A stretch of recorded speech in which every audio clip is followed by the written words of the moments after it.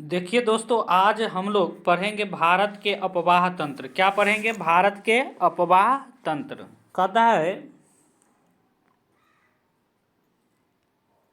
निश्चित वाहिकाओं के माध्यम से हो रहे जल प्रवाह को अपवाह कहते हैं। देखिए, जल की प्रवाह मतलब एक स्थान से दूसरे स्थान पर जो जाते हैं उसी को हम क्या कहते हैं? अपवाह कहते हैं। ये बात को आप एकदम याद रखिएगा। इन वाहिकाओं के जाल को अपवाह तंत्र कहते हैं। मतलब बहुत सारा जाल है, जैसे नदी में सहायक नदी होती है, समुद्र में सारे नदियाँ गिरती है, तो ये सब क्या है? ये सब अपवाह तंत्र है। किसी क्षेत्र का अपवाह तंत्र वहाँ के भूवैज्ञानिक समय अवधि, चट्टानों की प्रकृति एवं संरचनाएं, स्थलाकृति, ढाल, बहते जल की मात्रा और अभाव की अवधि का परिणाम है।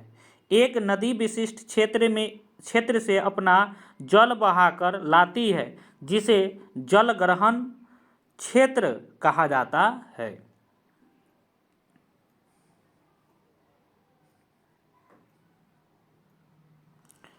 मुख्य अपवाह प्रतिरूप।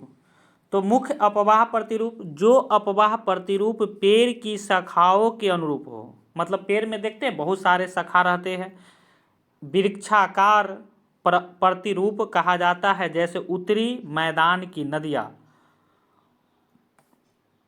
जब नदियाँ किसी पर्वत से निकलकर सभी दिशाओं में बहती है तो इसे अर्य प्रतिरूप कहा जाता है। अमरकंटक पर्वत श्रृंखला से निकलने वाली नदियाँ इस अपवाह प्रतिरूप के अच्छे उदाहरण है।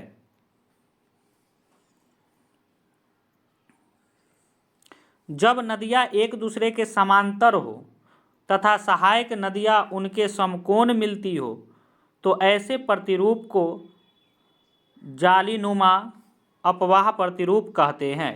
जब सभी दिशाओं से नदियाँ बहकर किसी झील या गर्त में विसर्जित होती है तो इस अपवाह प्रतिरूप को अभिकेंद्रीय प्रतिरूप कहते हैं। अपवाह द्रोणी को दूसरे से अलग करने वाली सीमा को जल विभाजक या जल संभर कहते हैं। ध्यान रखिएगा, ये सब क्वेश्चन आपका VVI है। आगे कहता है बड़ी नदियों के जल ग्रहण क्षेत्र को नदी द्रोणी, जबकि छोटी नदियों व नालों द्वारा अपवाहित क्षेत्रों को जल संभर ही कहा जाता है। नदी द्रोणी का आकार बड़ा होता है जबकि जल संभर का आकार छोटा होता है।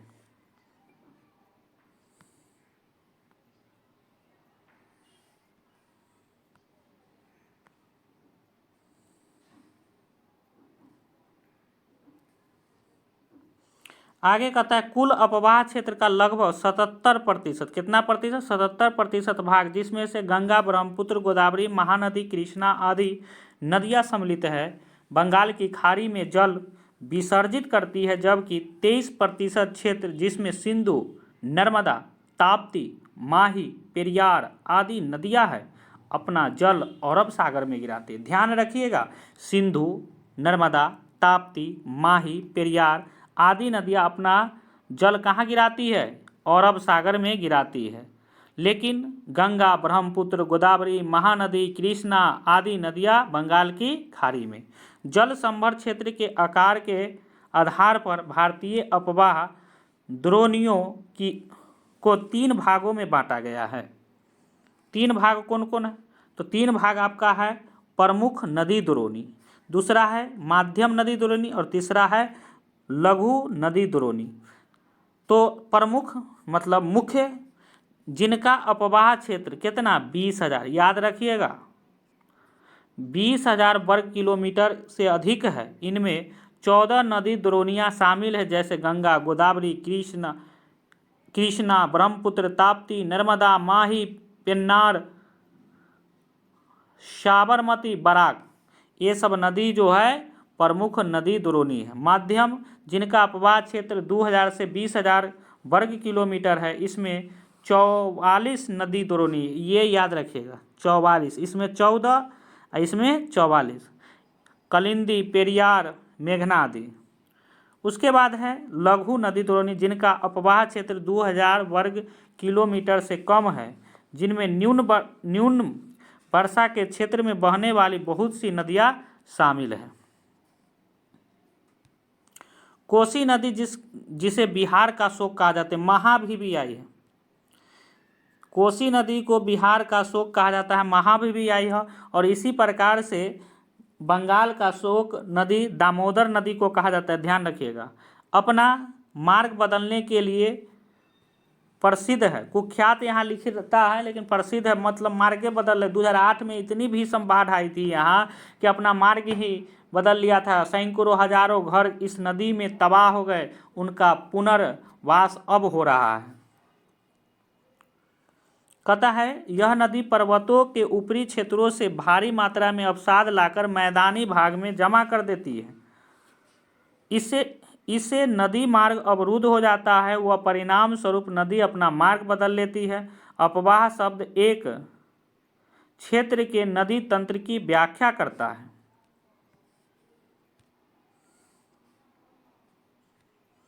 विभिन्न दिशाओं से छोटी छोटी धाराएं आकर एक साथ मिल जाती है तथा एक मुख्य नदी का निर्माण करती है। अंततः इनका निकास किसी बड़े जलाशय जैसे झील या समुद्र या महानगर में होता है। एक नदी तंत्र द्वारा जिस क्षेत्र का जल प्रवाहित होता है उसे अपवाह द्रोणी कहते हैं।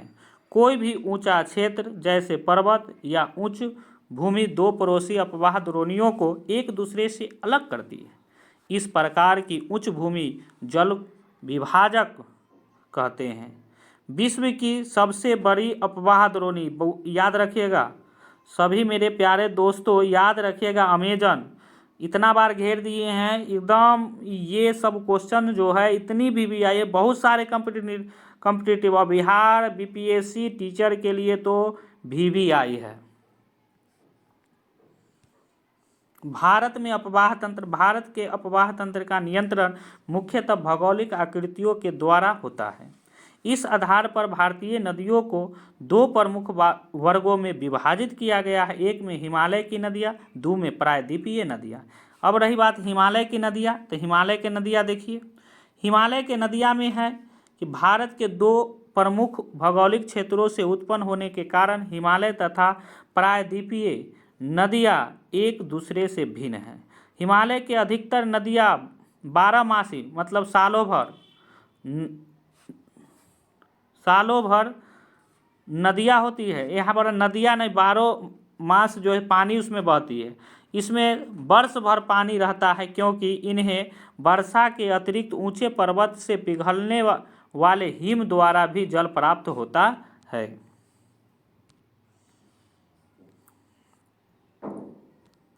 हिमालय की दो मुख्य नदियाँ सिंधु और ब्रह्मपुत्र इस पर्वतीय श्रृंखला के उत्तरी भाग से निकलता है। ध्यान रखिएगा, सिंधु और ब्रह्मपुत्र, इन नदियों ने पर्वत को काटकर गार्जों का निर्माण किया। क्या चीज़ का निर्माण किया है? गार्जों का निर्माण किया। हिमालय की नदियाँ अपने उत्पत्ति के स्थान से लेकर समुद्र तक के लंबे रास्ते तय करती है। ये अपने मार्ग के ऊपरी भागों में तीव्र अपरदन क्रिया करती है तथा अपने साथ भारी मात्रा में सिल्ट एवं, याद रखिएगा, सिल्ट एवं बालू का संवहन करती है।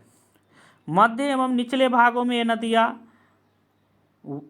विसर्प, गोखुर झील तथा अपने बाढ़ वाले मैदानों में बहुत सी अन्य निक्षेपण आकृतियों का निर्माण करती है। ये पूर्ण विकसित डेल्टाओं का भी निर्माण करती है।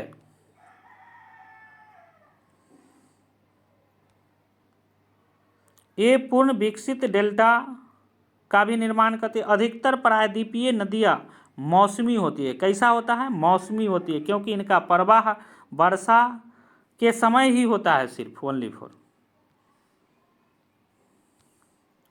हिमालय की नदियों की तुलना में प्रायद्वीपीय नदियों की लंबाई कम तथा छिछली होती है। अब देखिए, ये आपका भारत का नक्शा है, भारत के नक्शा है, कहता है सिंधु नदी तंत्र। देखिए, भारत के इसी भाग से क्या है? सिंधु नदी निकली है।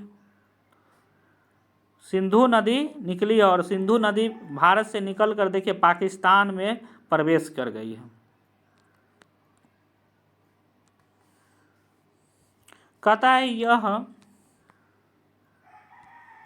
यह विश्व के सबसे बड़े नदी द्रोणियों में से एक है जिसका क्षेत्रफल 11,65,000 वर्ग किलोमीटर है। भारत में इसका क्षेत्रफल 3,21,289 वर्ग किलोमीटर है। इसकी कुल लंबाई 2880 मीटर है और भारत में इसकी लंबाई 1114 किलोमीटर है।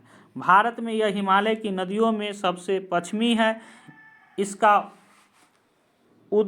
उद्गम तिब्बती क्षेत्र में कैलाश पर्वत श्रेणी बोखरचू के निकट एक हिमनद से होता है जो 4164 मीटर के ऊंचाई पर स्थित है।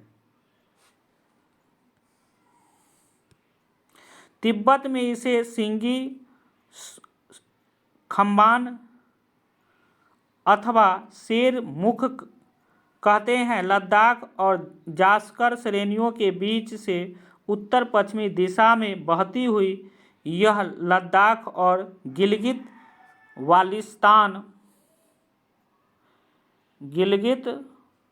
वालिस्तान से गुजरती है। सिंधु नदी की बहुत सी सहायक नदियाँ हिमालय पर्वत से निकलती है, जैसे सोएक, गिलगित, जास्कर, हुंजा, नुब्रा, शिगार, गाइस्टिंग व द्रास। दाहिनी तट पर काबुल नदी इसमें मिलती है। इसके दाहिने तट पर मिलने वाली अन्य प्रमुख सहायक नदियाँ खुर्म, तोजी, गोमल, बिबोआ और शंगर है। ये सभी नदियाँ सुलेमान श्रेणी से निकलती है। यह नदी दक्षिण की ओर बहती हुई मिथेनकोट के निकट पंचनद का जाल प्राप्त करती है।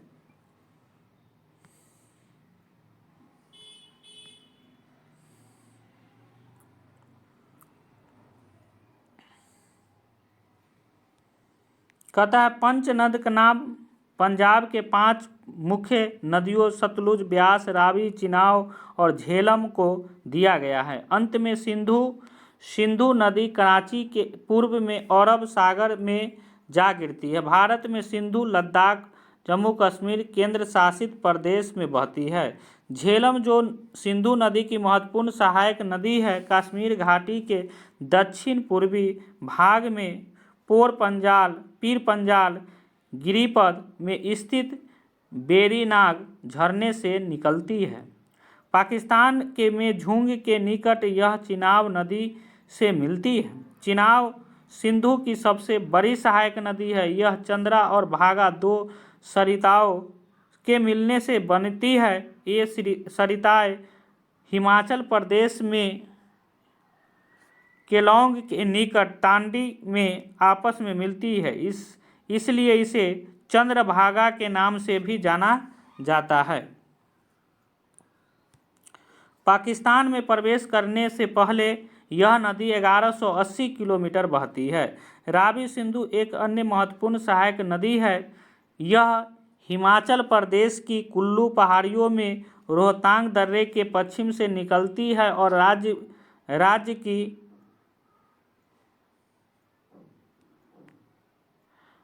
की चंबा घाटी से बहती है। पाकिस्तान में प्रवेश करने व सराय सिंधु के निकट चिनाब नदी में मिलने से पहले यह नदी पीर पंजाल के दक्षिण पूर्वी भाग और धौलाधर के बीच प्रदेश से प्रभावित होती है। ब्यास नदी की अन्य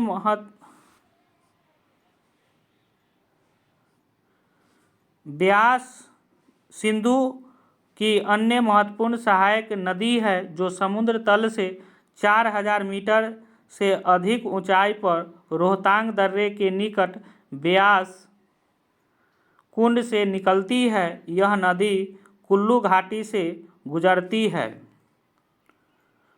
और धर श्रेणी में काटती है। यह लारगी में महाखंड का निर्माण करती है। यह पंजाब के मैदान में प्रवेश करती है, जहाँ हरिके के पास सतलुज नदी में मिलती है। सतलुज नदी तिब्बत में 4555 मीटर के ऊंचाई पर मानसरोवर के निकट, याद रखिएगा, सतलज नदी और सिंधु नदी मानसरोवर झील से निकलती है, राक्षस ताल से निकलती है, जिसे इसे लॉन्गचेन खंबाब के नाम से जाना जाता है।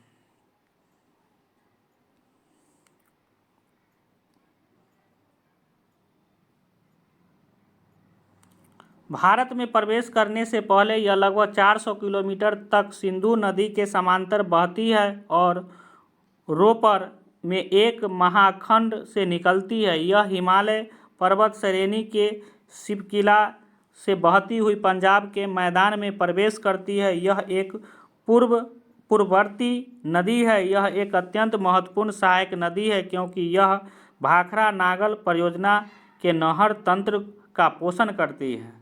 तो दोस्तों, आज इस वीडियो में इतना ही। अगले वीडियो में हम इस गंगा नदी के तंत्र के आगे हम डिस्कस करेंगे, और यह जो है बिहार स्टेट और बीपीएससी के लिए, महाबीबीआई और साथ ही अन्य प्रतियोगिता परीक्षा के लिए भी उतना ही इम्पोर्टेंट है। ज्योग्राफी का महत्व, हर कोई एग्ज़ाम में अगर 50 नंबर के क्वेश्चन पूछे जाते हैं सोशल साइंस के, तो उसमें से 15 नंबर के क्वेश्चन जरूर रहते हैं। तो ध्यान रखिएगा। अगर आपको यह वीडियो समझ में आया हो, अगर इससे कुछ आपको सीखे होइएगा कुछ, तो इस वीडियो को ज़रूर सब्सक्राइब कर ले और अपने दोस्तों को शेयर करें और एक लाइक ज़रूर करिएगा। धन्यवाद। जय भारत।